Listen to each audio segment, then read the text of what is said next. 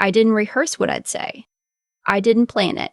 When my brother's name showed up on my intercom screen after 19 years, I just stood there in my kitchen holding a mug of coffee that was going cold. And I thought, so this is how it happens. I pressed the button. I said, "What do you want, Elliot?" And he said, "We need to talk. It's about Mom and Dad. They're here too." I set the mug down, very carefully, the way you set something down when your hands have started to shake and you don't want anyone to know. "Tell them I'll be right down," I said. I wasn't right down. I sat on my kitchen floor for about 4 minutes, back against the cabinet under the sink, and I let myself feel the full weight of it. 19 years, and they picked a Tuesday in November, 40 degrees and raining, to show up at my building in Portland. Then I stood up. I smoothed my blazer. I rode the elevator down. My name is Adrienne, and I was 21 years old the first time my family decided I was a problem they needed to get rid of. I was the second of 3 kids. Elliot was 2 years older. My younger sister Paige was 17 at the time. We grew up in Raleigh, North Carolina, not wealthy, but comfortable. My father worked in commercial real estate. My mother ran the household and volunteered at our church and cared very deeply about what the neighbors thought of us. That mattered, more than most things, appearances. I just finished my junior year at UNC Chapel Hill when I made the mistake of telling the truth. I didn't exdizing someone. His name doesn't matter now, but I'll call him what he was, a liar with a nice smile. He was 26. He told me he was single. He told me a lot of things. And I believed him, the way you believe people when you're 21 and you haven't yet learned how fluently some people lie. When I found out he was married, I ended it immediately. I told him never to contact me again. I blocked his number. I thought that was the end of it. It wasn't. 3 weeks later, he called my father. I still don't know exactly what he said, but I know the version that reached my mother, and that version was that I had pursued him, that I had known he was married, that I had been reckless and embarrassing and a disgrace to our family's name. He framed himself as the wronged party. He was charming and practiced, and my father had met him once at a campus event, and apparently thought he was a fine young man. My parents called me home for the weekend. I thought it was going to be a conversation, maybe a difficult one. I was prepared to explain what actually happened, to show them the texts, to walk them through the timeline. I was their daughter. I figured they'd listen. They did not listen. My father told me I had humiliated the family. My mother said she couldn't look at me. Elliot sat in the corner of the living room and said nothing, not a word in my defense, not a question, just silence that felt like agreement. And then my father told me that if I couldn't conduct myself with basic dignity, I could find somewhere else to live. I said, "You're serious." He said, "Pack what you need for now, the rest can be shipped." I remember looking at my mother, waiting for her to say something. She was looking at the window. I packed a bag. I loaded my car. Paige was standing in the hallway when I walked out, and she hugged me so hard I couldn't breathe for a second. She was crying. I wasn't. Not yet. I told her I'd call her when I got somewhere. And then I drove away from that house, and I kept driving until I couldn't see it in my rearview mirror anymore. I made it to Chapel Hill. I had a friend, Tamara, who let me sleep on our couch for the first 2 weeks without asking for anything. I will never stop being grateful for that. She fed me, she talked to me, she did not pity me in the particular suffocating way that makes everything worse. I went back to campus for my senior year. I applied for every work-study position I could find. I picked up a part-time job at a coffee shop on Franklin Street. I called Paige sometimes. I did not call my parents. They did not call me either. Graduation came. I walked across that stage with exactly $214 in my checking account and no plan. I had a political science degree and a talent for reading spreadsheets and a stubbornness that I'd inherited, ironically, from my father. I applied for paralegal positions across 6 cities. I just called back from a small firm in Portland, Oregon, the other end of the country, and I took it. I want to be honest about those first few years because I think people sometimes make survival sound cleaner than it is. It wasn't. I was lonely in a way that is hard to describe. Not the loneliness of being alone, which I could manage, but the loneliness of knowing there were people alive in the world who were supposed to love you and had simply decided not to. That kind of loneliness has a particular texture. It shows up at Thanksgiving. It shows up when you're sick and there's no one to call. It shows up when something good happens and you realize you've lost the instinct to pick up the phone. I worked at the firm for 3 years. I was good at it. Better than I'd expected. I understood how documents functioned, how systems worked, how to find the thing that someone was trying to hide inside a stack of paperwork. My supervisor, a woman named Caroline, told me once that I had an uncommon eye for patterns. She meant it as a professional compliment. I took it as the most useful thing anyone had said to me in years. I went to night school. Then I transferred to a full program. I got my paralegal certification, then my JD, then I passed the Oregon bar on my first attempt. By the time I was 31, I was a litigation associate at a firm in the Pearl District. By 34, I was a partner. I am not telling you this to impress you. I am telling you because you need to understand what I built, and who built it, and who was not there while it was being built. Nobody in my family came to my law school graduation.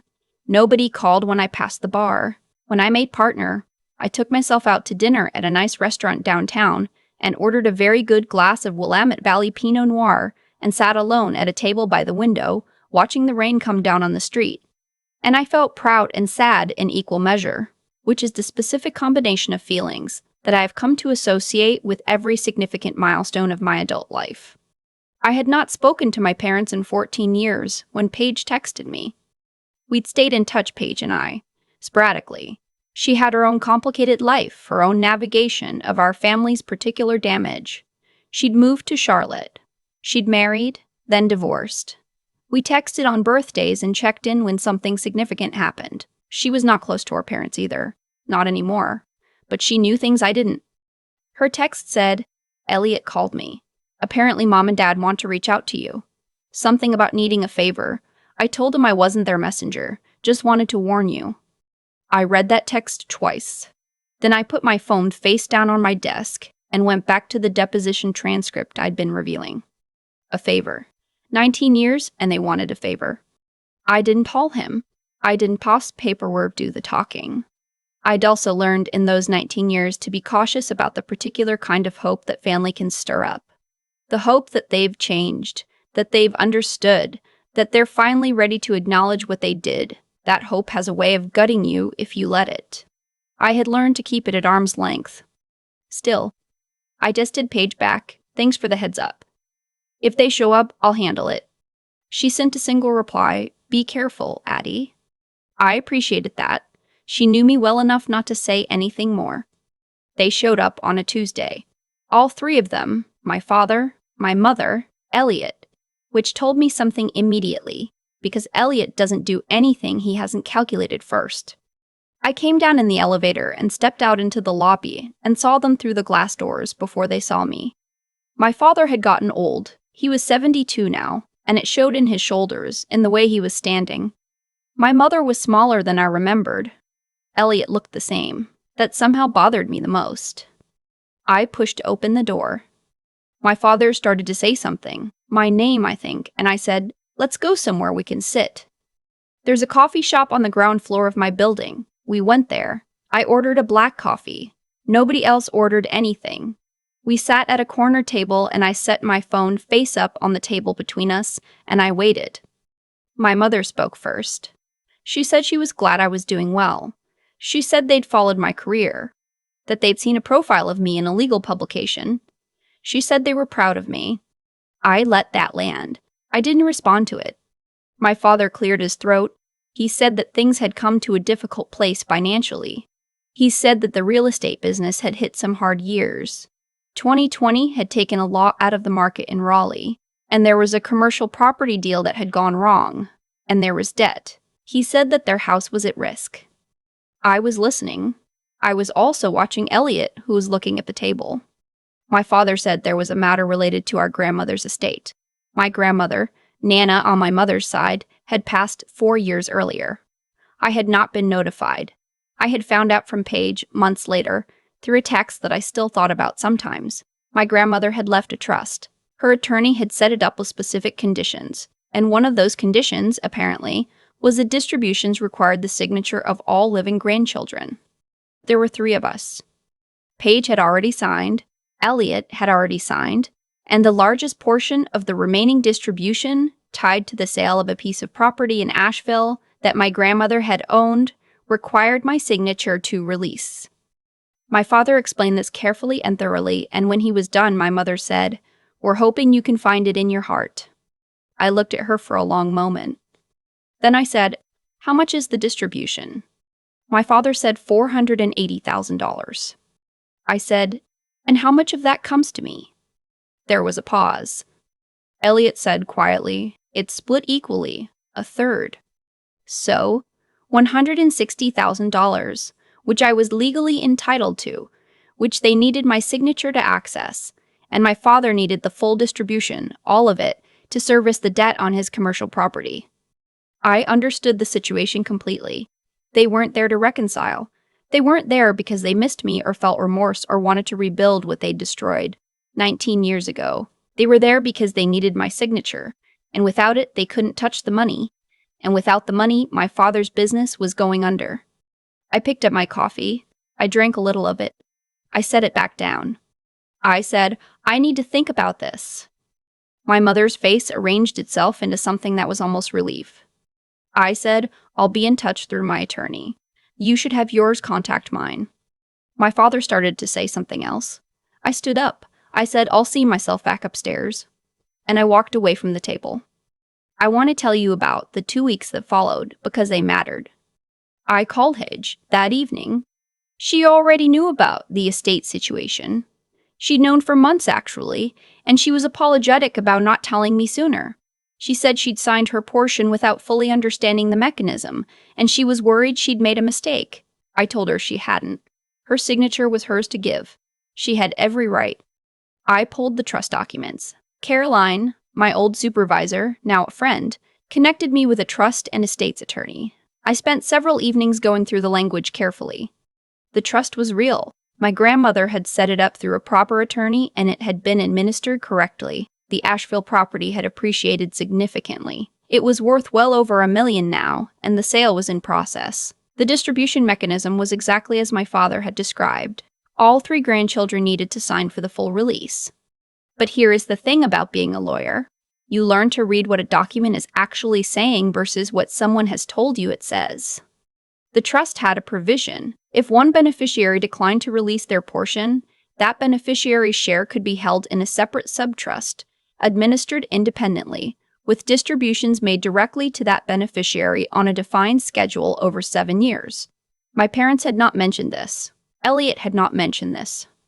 My share, my $160,000, could be mine without their access to it. My signature was needed only for the consolidated release of the full amount. I did not need to sign anything for them. I called my attorney. I told her what I wanted to do.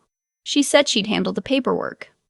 My father called me directly 3 days later. My mother called the day after that. Elliot sent a text, which I thought was very Elliot, keeping 1 degree of distance even now, even in this. I didn't respond to any of them. My attorney sent a letter to their attorney. The letter explained that I had engaged independent counsel, that I had reviewed the trust documents in full, and that I would be exercising the subtrust provision for my individual share. It explained that I would not be providing a consolidated release signature. It included a timeline for the alternative distribution process. Their attorney called my attorney. There were several calls over the course of a week. My father's position, relayed through counsel, was that the consolidated release was necessary for him to complete a refinancing of his commercial property. That without it, he would lose the property. That this was a family matter, and he was asking me as family to be reasonable. My attorney relayed this to me. I told her my position hadn't changed. She sent a final letter confirming my election of the subtrust provision. The consolidated release did not happen. My father's refinancing fell through. I don't know exactly what happened to the commercial property after that. I know from Paige that things got very hard for them for a while. I know there were significant losses. I know my parents had to sell the house in Raleigh and move into something smaller. I'm not going to tell you that this didn't affect me. It did, not with satisfaction. That's not actually what it felt like. It felt like something closing, like the sound a door makes when it finally settles into its frame after years of swinging unevenly. I had not caused their financial problems. I had not taken anything from them. I had simply declined to give them something that wasn't theirs to begin with. My own distribution came through 14 months later, $162,000, including accrued interest. I sat in my apartment the evening the wire confirmation came through, and I thought about my grandmother. I had loved her genuinely. She was a small, dry-humored woman who kept butterscotch candies in every coat pocket and had opinions about everyone, and was almost always right. She had not agreed with what my parents did to me. She'd told me so on the phone a few months after it happened. She said, "Adrienne, I want you to know that I see what they did, and I am sorry for it." That was all she said, but she was the only one who ever said anything at all, and I have thought about it many times since. I think she knew. I think she set the trust up exactly the way she did on purpose. I used some of the money to pay off the remaining balance on my condo. I put some into a brokerage account. I gave $20,000 to Tamara, who had her own nonprofit now, working with first-generation college students in the Portland metro area, as a donation in my grandmother's name. The rest I kept. Paige came to visit me in February. We cooked dinner in my apartment and drank wine and talked until 2 in the morning. She told me the full timeline, things she'd held back because she hadn't known how to say them, or hadn't been sure I was ready to hear them. She told me that Elliot had known, when our parents called me home that weekend 19 years ago, that the story about me and that man wasn't accurate. Elliot had actually spoken to one of my friends at Chapel Hill, who told him the real version of events. He hadn't shared that with our parents. He'd made a calculation, she said. Elliot always made calculations. I asked her how she knew this. She said Elliot had told her, years later, in a moment of something she described as guilt but which she thought might have just been him trying to offload the weight of it. He'd said he thought I'd come back. That he'd figured I'd apologize and smooth it over and things would go back to normal. He'd underestimated me, he said. I sat with that for a minute. "What did you say to him?" I asked her. Paige refilled her wine glass. She said, "I told him that underestimating you was a very expensive mistake." I laughed. It was the first time I'd laughed about any of it, genuinely, without the laugh having something jagged underneath it. We stayed up too late and talked about other things. Her kids, my caseload, a trip we were tentatively planning to the coast. Normal things. Good things. When she left the next morning, she hugged me at the door and said, "I'm glad you're here, Addie. I'm glad you built something." I watched her walk down the hall toward the elevator. My parents sent a letter, eventually. A paper letter, handwritten, mailed to my office. It arrived on a Thursday. I recognized my mother's handwriting on the envelope. I opened it. It was 2 pages. My mother had written most of it. My father had signed his name at the bottom, with one line in his own handwriting. "We made mistakes we cannot undo." I know that. I read it 3 times. It wasn't everything I might have wanted. There was no specific acknowledgement of the particular lie that started everything. No mention of Elliot, no real reckoning with the 19 years of silence. But it was something. It was more than nothing, which was all I had ever gotten before. I didn't write back that week. I needed time. There's a park near my building along the river. I walk there sometimes in the evenings when I need to think. There's a bench I like, under a maple tree that goes extraordinary colors in October. I went there on a Sunday afternoon and I sat for a long time and I watched the Willamette move, gray and steady, the way it always is in winter. I thought about my grandmother's butterscotch candies. I thought about Tamara's couch. I thought about the coffee shop in Chapel Hill, where I used to work the 6 a.m. shift and study during slow moments with flashcards balanced on the counter. I thought about every exam I took alone, every holiday I spent in my apartment with takeout and a book, every time I had been afraid and had done the thing anyway because there was no one else to do it. I thought about the letter. I took out my phone. I opened a new email to myself. I do this sometimes, write things in an email draft and never send it just to have somewhere to put the thoughts. I typed a few lines. Then I deleted them. Then I sat there a while longer. Eventually I stood up. I started walking back. I hadn't decided anything yet. That was honest. But I noticed, somewhere between the bench and the path home, that the thing I had been carrying for 19 years, that dense, specific weight, had shifted. Not disappeared, but changed shape. Some things you forgive because the other person has earned it, and some things you release because you have earned it, because you built enough of a life that you can afford to set the stone down. I didn't know yet which kind this will be. I'm still figuring that out. But I walked home through the rain, and my hands were in my pockets, and I was not afraid. That, I decided, was enough for today. There's something nobody tells you about being wronged by the people who were supposed to protect you. The damage doesn't announce itself all at once. It shows up years later in small places, in the way you flinch when someone says, family obligation, in the way you double-check your own version of events before you speak, because somewhere along the way you were taught that your truth was negotiable. I just fing myself. What happened to me at 21 was just bad luck. A bad man, a bad phone call, a bad weekend. It took me a long time to understand that what my father did when he chose reputation over his own daughter, what Elliot did when he stayed silent knowing the full story, those weren't accidents, they were choices. And choices have weight. They accumulate. They determine what happens. 19 years later in a coffee shop in Portland, when 3 people sit across from you needing something only you can give. That's how cause and effect actually works in my experience. Not dramatically, not like a movie. Quietly, over years in the shape of what you build, while no one who abandoned you is watching. I didn't blame myself. That's the part I want to sit with.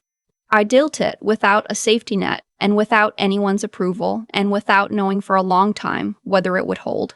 What carried me through wasn't any single quality.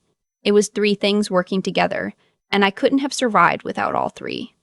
The first was knowing right from wrong and holding on to it even when doing so cost me. When I found out the man I'd been seeing had lied to me, I ended it. When my parents believed a stranger's version of events over mine, I didn't reshape my story to make them comfortable. I knew what had actually happened, and I refused to pretend otherwise. Not to save the relationship, not to get back through that door. That's not stubbornness. That's the thing that keeps you whole when everything else is being pulled apart. The second was learning how to think, really think, not just feel, not just react. The trust provision that protected my inheritance wasn't magic. It was there in the document the whole time. My parents were counting on the fact that I wouldn't read carefully, or that I wouldn't know what I was reading. I did know. And that knowledge was worth more than any amount of goodwill I might have extended out of guilt or sentiment. Understanding how things actually work, money, law, systems, people, is not a luxury. It is armor. The third was just keeping going. On the days when I was studying at a counter at 6 a.m. and my hands were cold and I didn't know what I was building toward. On the holidays, I spent alone. On the morning I passed the bar and had no one to call. Persistence isn't glamorous. It's just the decision, made again and again, to stay in motion when stopping would be so much easier. Elliot underestimated me. He said so himself. He assumed I'd fold, come back, make it comfortable for everyone. I think a lot of people who abandon others make that assumption, that the person they left will stay small, stay hurt, stay waiting. I didn't wait. I want you to remember that whatever it is you're carrying right now, the people who underestimate you are counting on you to prove them right. The most complete answer you can ever give them is the life you build in their absence. Tamara's couch, the 6 a.m. shifts, the bar exam, the letter from my grandmother's estate, the wire confirmation on a quiet Tuesday evening. That's the whole story, really. That's all of it. You don't need anyone's permission to become who you were going to be anyway.